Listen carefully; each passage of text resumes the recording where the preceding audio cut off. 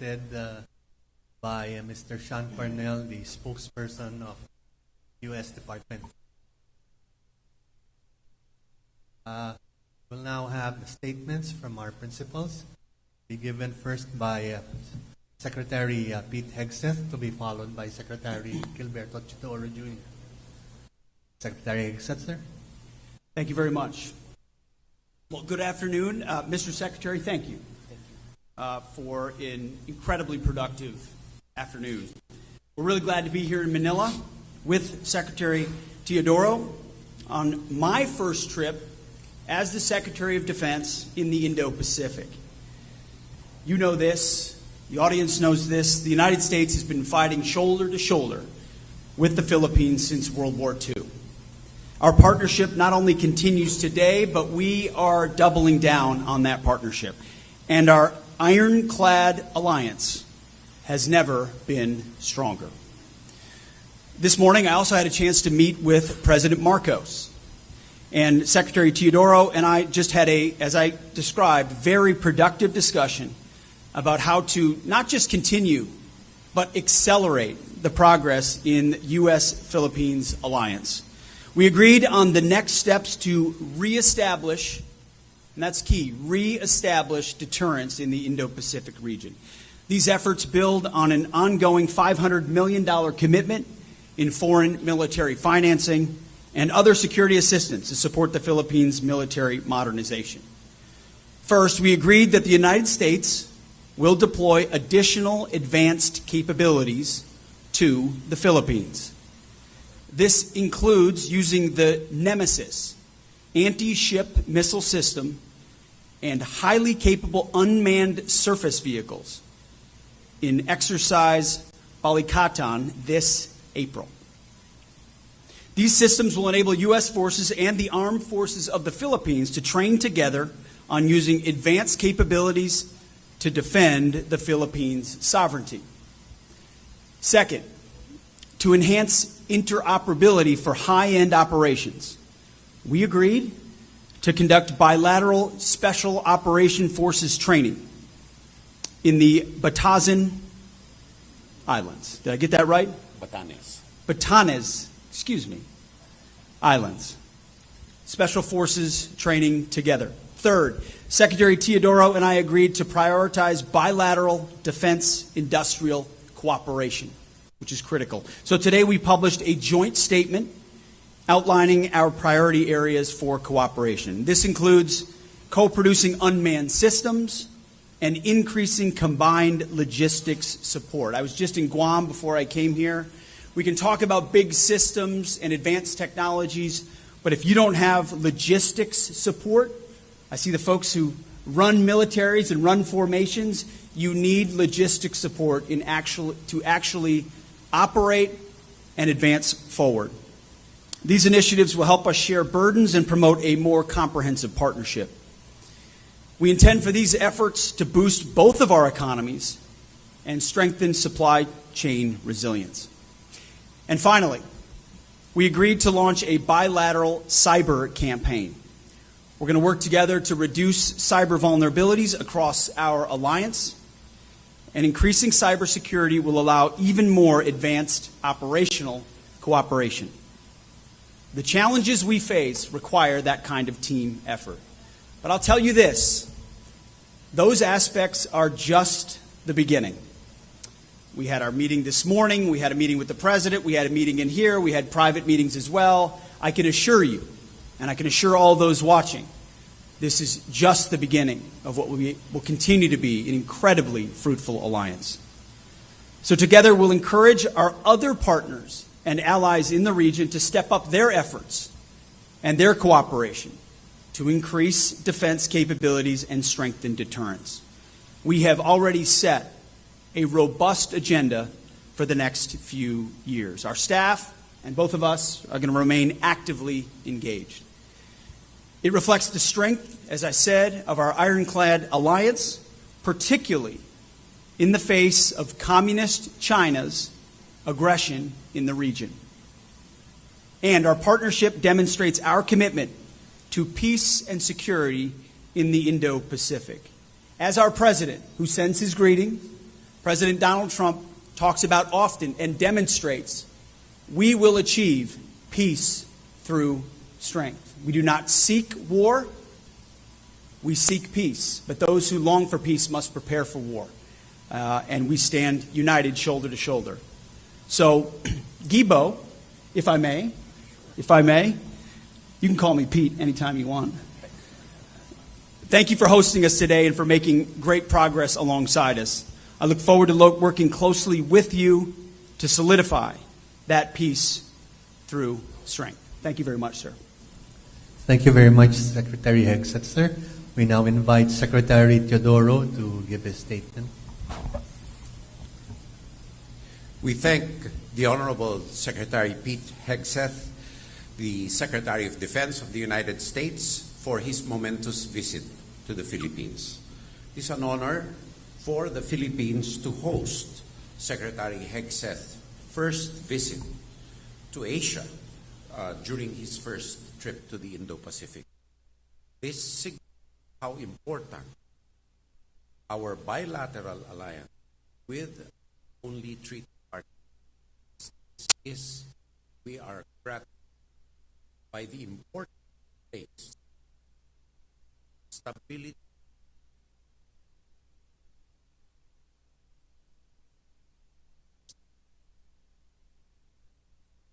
we are for including support the United States, including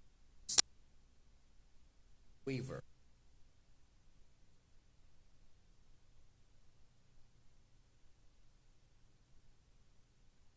For a waiver of foreign military leave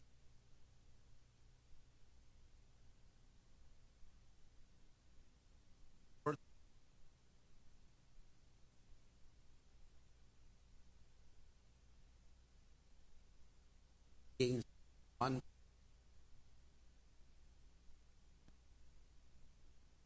only of Pacific of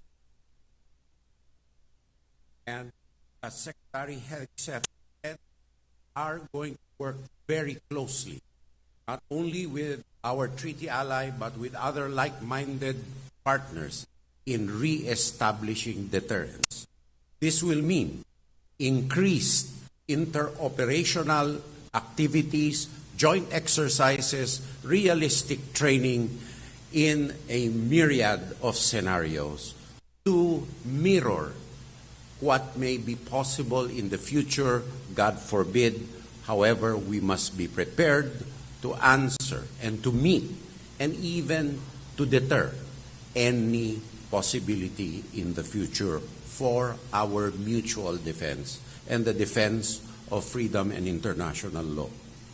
During our discussions, we discussed the enhancement of the quality of Philippine investments in strategic basing, in capability upgrades, in the skill sets of our fighting men, women, and our civilian personnel to complement the comprehensive archipelagic defense concept, which has in its underpinnings not only the Philippine Constitution, but international law. The deployment of the Nemesis and other unmanned surface vehicles will hasten the introduction of these technologies into the vista of the Philippine Armed Forces and will train our troops to train for higher technological capabilities that we need for effective deterrence in the future. The Philippines is prepared and is in fact taking a more active role in rallying our other allies and like-minded nations to resist any attempt to change international law by acquiescence or a fait accompli in the South China Sea. The number of status of visiting forces agreements that we are entering into is for the rules-based international order is proof of this. Because of the increased interoperational activities, we expect increased rotational presence of like-minded and allied troops in the Philippines. With our strategic basing initiative, we will also expect a heightened tempo of the Philippine Armed for external and territorial defense to put in our share of deterrence. And we will also expect a hastening of our capability upgrades and our logistical support facilities to support deterrence. And deterrence comes also with synergy with humanitarian assistance and disaster response, because natural calamities hit us the hardest at this time, particularly in the Philippines, which is one of the most vulnerable countries in the world. We will enhance our current EDCA locations, and we will make improvements. Mind you, these are Philippine bases of which we have to invest in. We will enhance them for logistical support. We have talked about establishing a sustainable, effective, and business case-focused defense industrial base, which suits our national interests and advances our economic, defense, and other cooperative resilience activities, which are of benefit not only to each one's economy, but on partnerships and synergies, so that there can be a multiplier effect on the enhancements to different sectors of our societies, of both our peoples. As we know, the relationship between the Philippines and the United States is not unipolar. It's multipolar. And the most important thing are people-to-people exchanges, but also commerce, defense, education, language, and the NBA. This initiative will support the Self-Reliance Defense Program of the Philippines and other initiatives of the United States government. On cybersecurity cooperation, right, said, and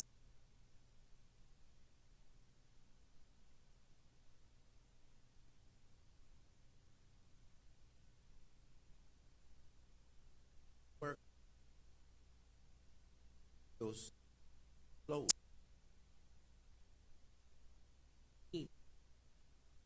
Own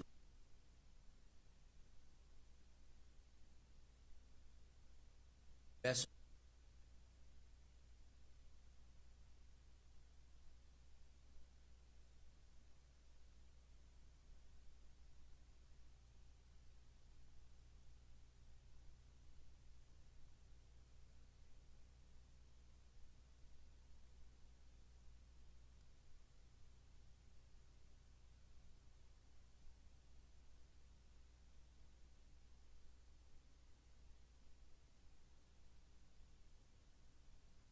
like category.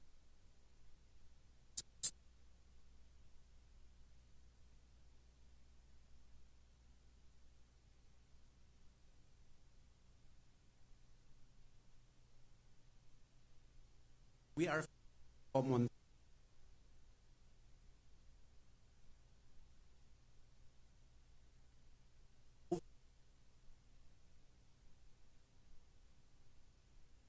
Indo-Pacific. The rule of some of individual personal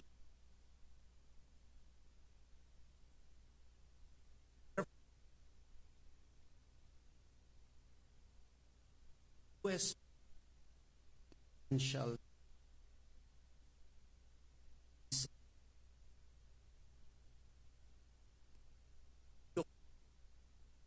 outcomes what agreed to and discussed meeting, especially as we mark this year the 80th anniversary, next year rather, of Philippine-US. Once again, very thankful for the visit of Secretary Pete, who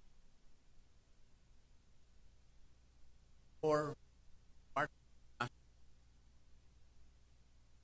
with our troops.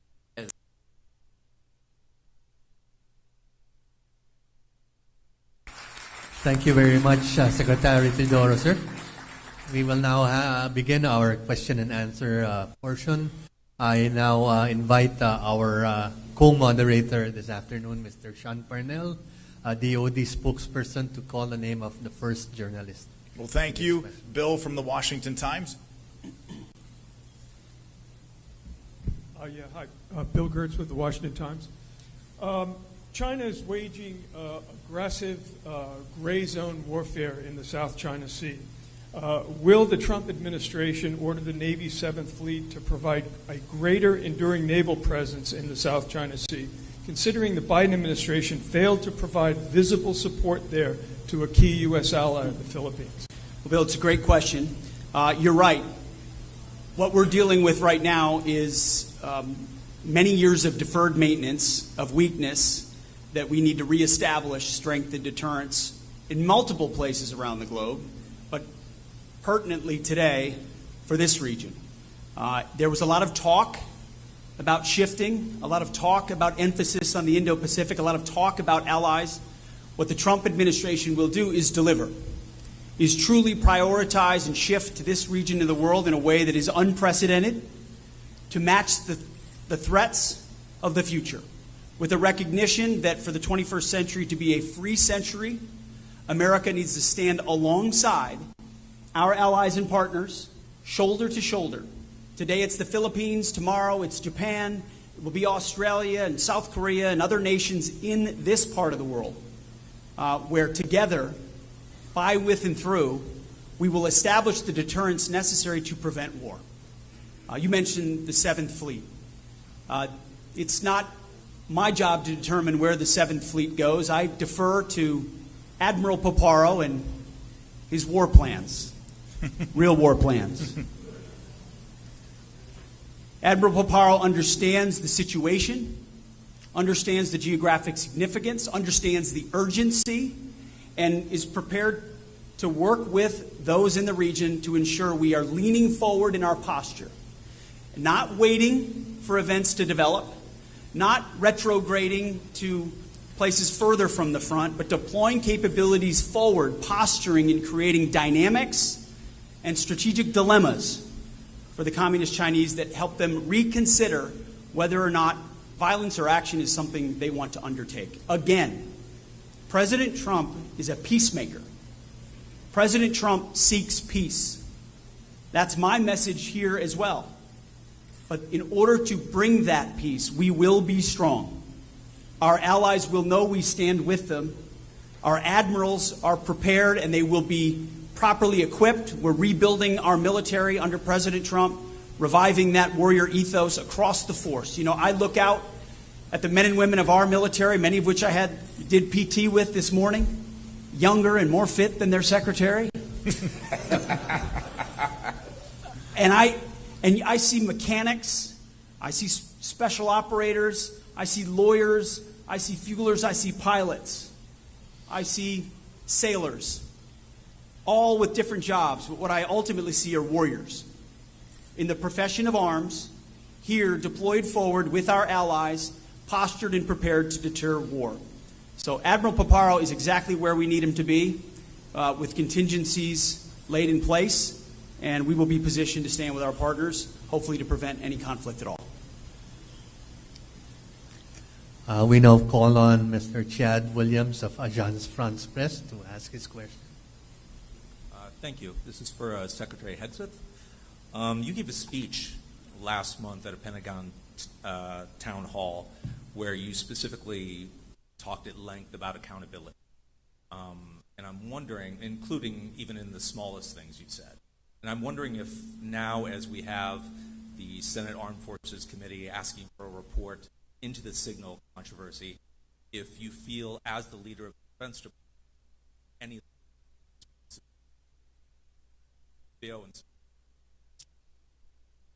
The question, I'm responsible for ensuring that our department is prepared and ready to deter and defeat our enemies. I'm quite proud of what our forces in CENTCOM did on that initial series of very effective and devastating strikes, and the ongoing campaign that we are undertaking, because that is, again, On the backs of 4 years of deferred maintenance and failure and weakness of the Biden administration, we are reestablishing deterrence. And as the leader of that department, my job is to advise and work alongside the president and then work with my fellow cabinet members to ensure that we're operationalizing in every way possible, reestablishing that deterrence. So we will ensure the freedom of navigation returns to that part of the world, just as, pertinent to our conversation today, freedom of navigation is something the Philippines experiences in the South China Sea or the West Philippine Sea. It's something we take very seriously. So we'll go with Kazu next. Thank you so much for having us today. So I have a question for Secretary Hexes. How do you evaluate the trilateral cooperation between the U.S., the Philippines, and Japan in deterring China? And do you intend to take a leadership of it? Well, thank you for the question. I'd love to have the Secretary answer as well. As he mentioned, this is not just country-to-country bilateral cooperation. This is trilateral. It's multilateral. The broader our alliance, the better. The more security cooperation, the better. The more interoperability, the better. The more contingencies, the better. Again, the more strategic dilemmas for our adversaries, the better. And so we're here in the Philippines to strengthen that partnership. We'll be in Japan to do the same. I believe as we speak, all three countries are sailing together right now in the region. So we have that kind of security cooperation happening right now with our navies at sea, sending those signals of cooperation. And I know President Trump values greatly the ability to bring together an alliance as opposed to just unilateral action, which is never as effective. But I would defer to the Secretary's thoughts as well. Well, thank you very much, Secretary Hexeth.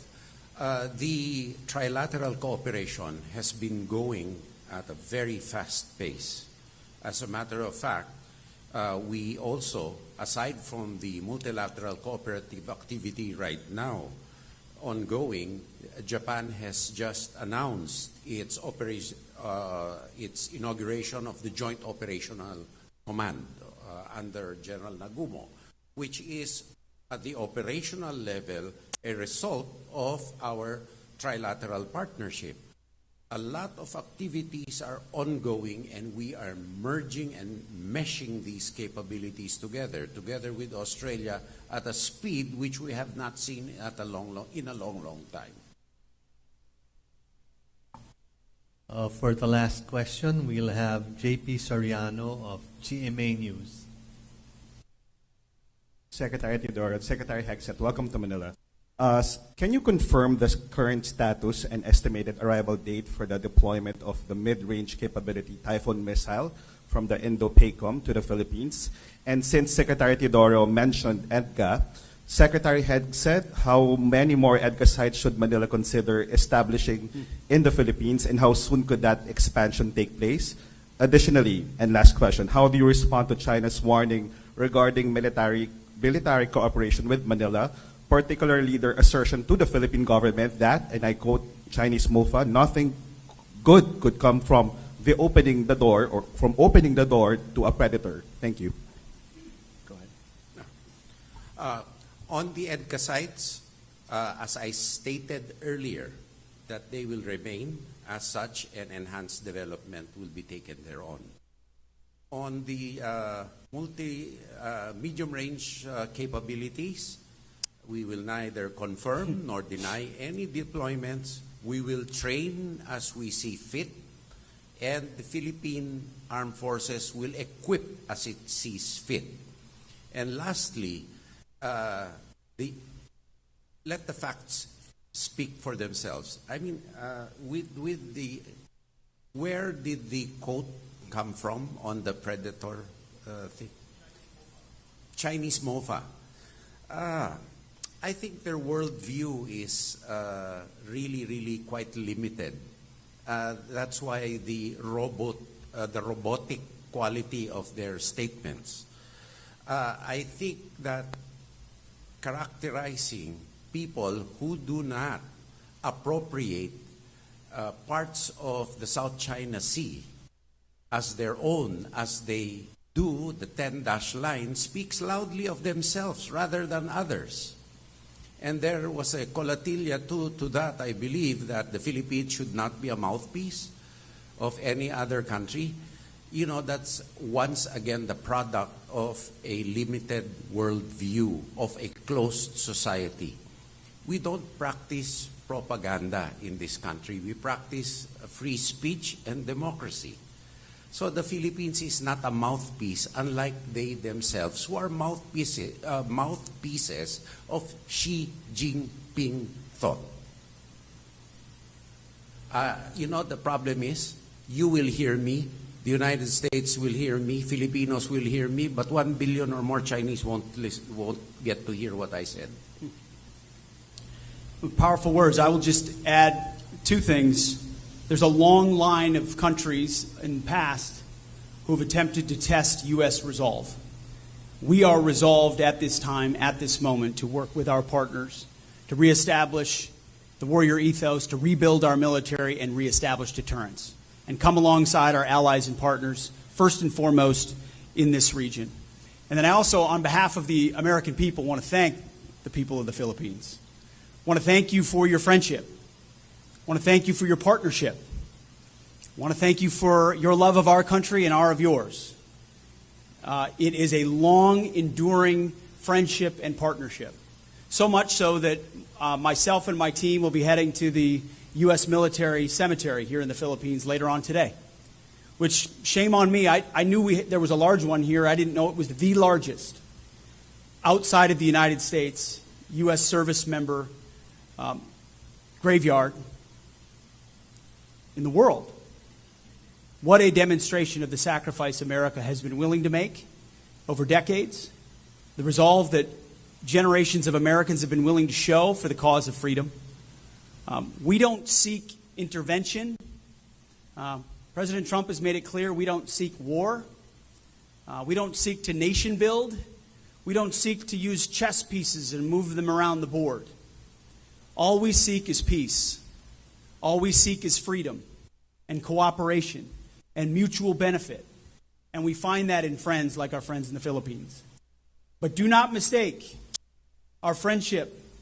Do not mistake our belief in peace and our desire for peace for a lack of resolve. Too many have. And America still stands strong today and will continue into the future. So I want to thank you all. Thank you very much, sirs. That ends our press conference. I now invite our two secretaries to stand together in front of the podium for our final video and photo opportunity.